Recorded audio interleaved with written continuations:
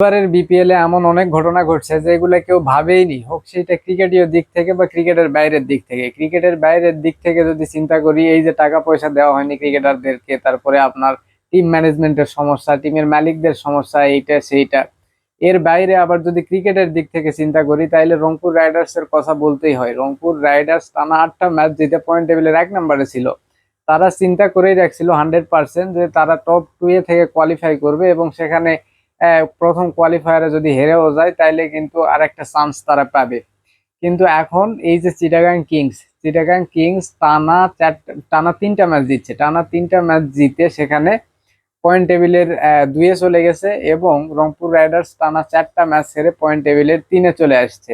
আগে থেকেই ঠিক করা ছিল, মানে ক্রিকবাজের যে শিডিউল, সেই শিডিউলে উল্লেখ করা ছিল যে প্রথম কোয়ালিফাই বরিশাল ভার্সেস হচ্ছে রংপুর রাইডার্স।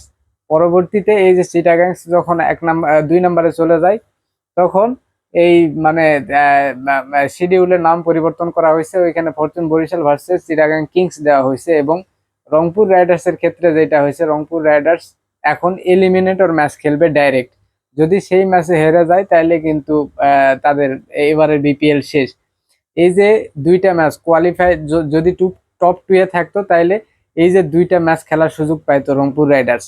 সেই জন্য কিন্তু তারা খুব ভালো ভালো ক্রিকেটার আনছিল।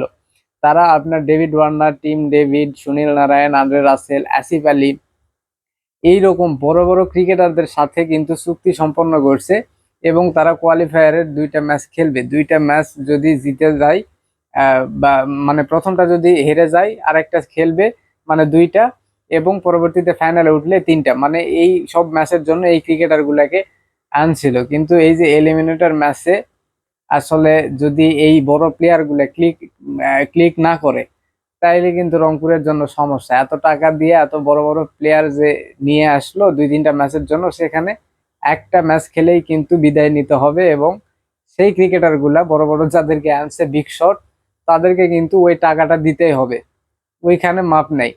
সো আসলে রংপুর একটু চিপায় পড়ে গেছে। টানা 8টা ম্যাচ যেভাবে জিতলো, জিতে মনে হচ্ছিল যে টানা 12টা ম্যাচই জিতবে, কারণ রংপুর রাইডার্স খুবই ভালো দল।